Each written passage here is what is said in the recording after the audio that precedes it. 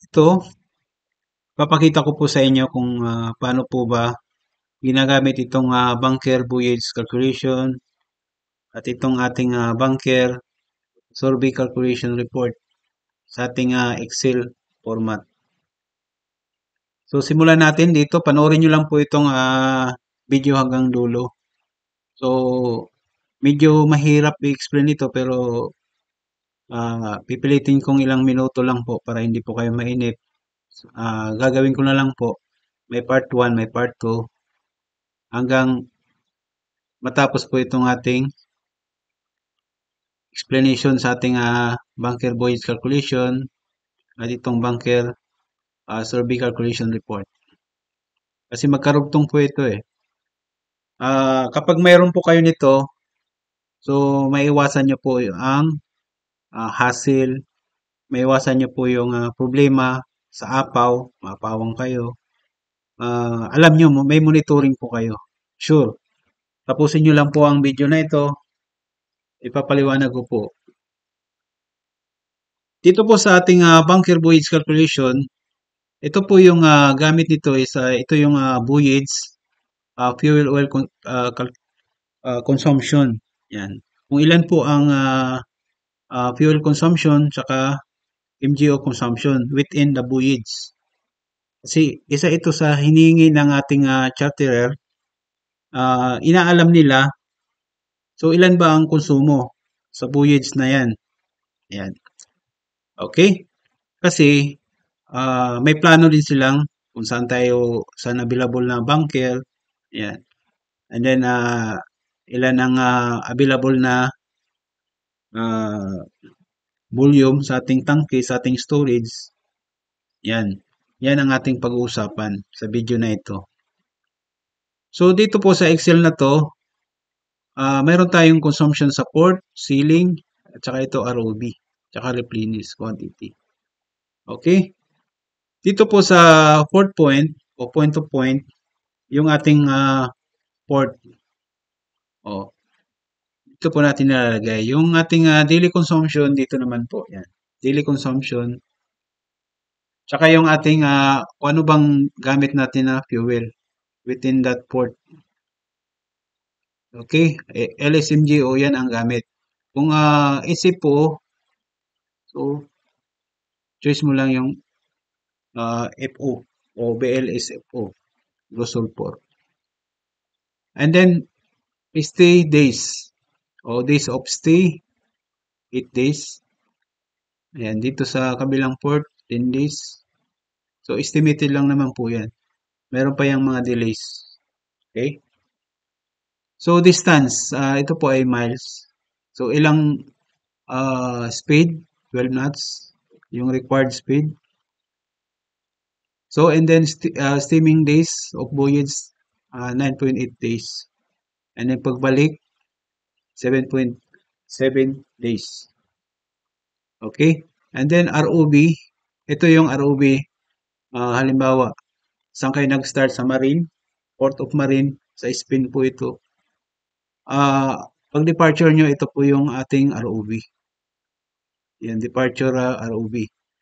And then, within the voyage, pag narating nyo na yung Gibraltar, ito po yung ating matitirang ROB. Okay? So, ito yung ating total consumption sa fuel BLSFO tsaka LSMGO. Sa port, gumagamit tayo ng LSMGO kasi nasa Marine Spain sa Europe. Low sulfur yan, naka 0.1 sulfur content. So, MGO po. Okay? And then sa puerto, o sa port, doon naman sa Chernomos, yan. Tsaka sa Gibraltar, hindi naman kailangan mag-MGO. Meron siyang additional 43.5 metric tons. So, dito na tayo, sumatotal, yung konsumo is 473. Sa FO and MGO, 32 metric tons. And then yung ang pumpable sa ating storage tank, service cycling, So 35 metric tons. Depende po yan sa barko, sa design. So dito po sa amin is 35. Ayan. So ang talagang makukonsumo niyan is 384 na lang. And then sa diesel, 117.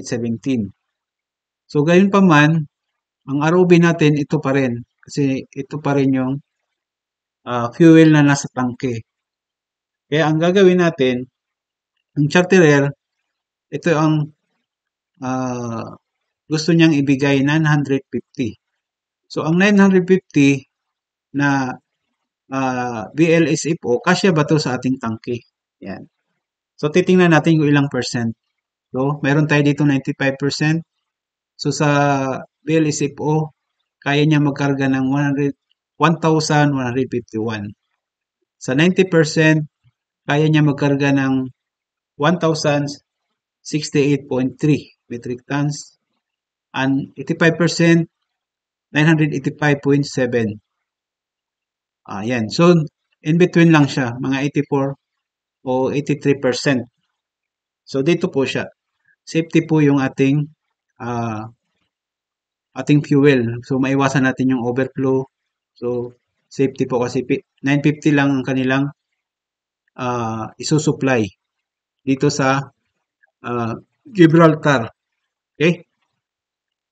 And then, MGO, ang isusupply nila is 70. So, nandito rin sa 85%. So, pasok pa rin siya sa safety. Ayan. So, ito, safety margin, ito pala, ang itong 384 ay kaya niyang tumakbo, kaya pa namin tumakbo in 14.8 days. At kung gamit naman ng MGO, 4 to 0.5 days na consumption. Yan. Yun po ang nakalagay dito. Lahat ng details nandyan. So, wala ka nang hanapin. Kundi, pipil upan mo lang ito. Yung mga naka-highlights na blue, ito, diyan ka lang pwede mag-fill up. Maliban sa iba, naka-protect po yan. Dito, ah, dito lalagyan mo rin kung magkano yung maximum metric tons per day consumption. At saka additional information sa ating per day. Sa amin dito, kaya pa namin mag-plus 5% sa 26.5 or sa 23.0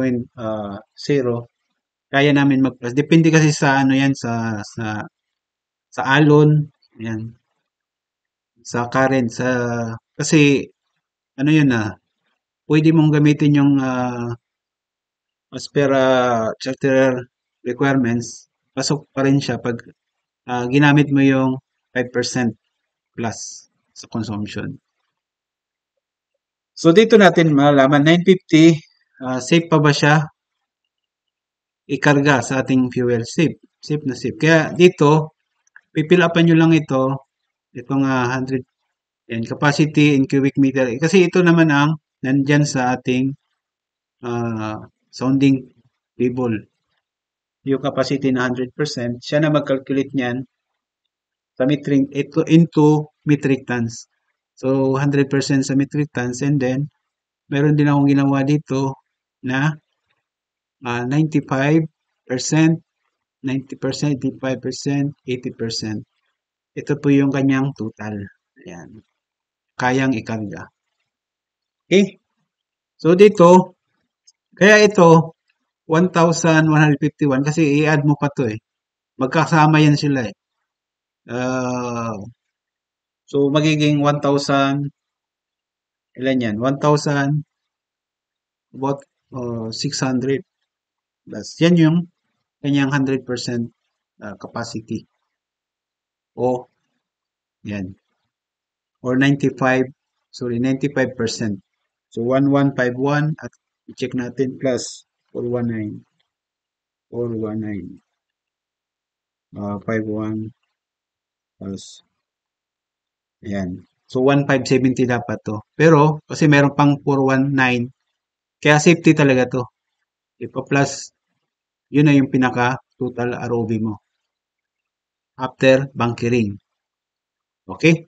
Sana po sa video na ito may matutunan kayo. Abangan nyo po yung part 2 nito. Dito naman tayo sa ating bunker survey calculation